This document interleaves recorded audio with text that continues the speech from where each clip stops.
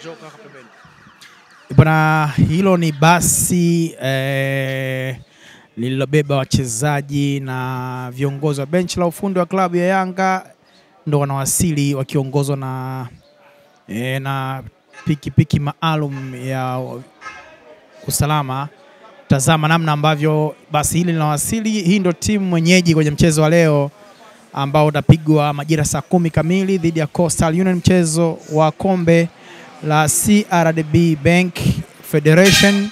Na hilo ndilo basi lilombeba Stephen Aziz Ki, Pacome, Chama, Mzize, Jigi Diara, Clementi na wengineo. Club ya Yanga imewasili kikanuni. Mchezo tayari umekwisha kuanza, na hichi kinachofanyika sasa ni kushuhudia sasa wachezaji nyota wa klabu ya Yanga wakishuka nani na nani wanawasili, lakini tayari timu zote mbili zimekwisha kufika katika viunga hivi vya uwanja wa KMC hapa Mwenge, Dar es Salaam.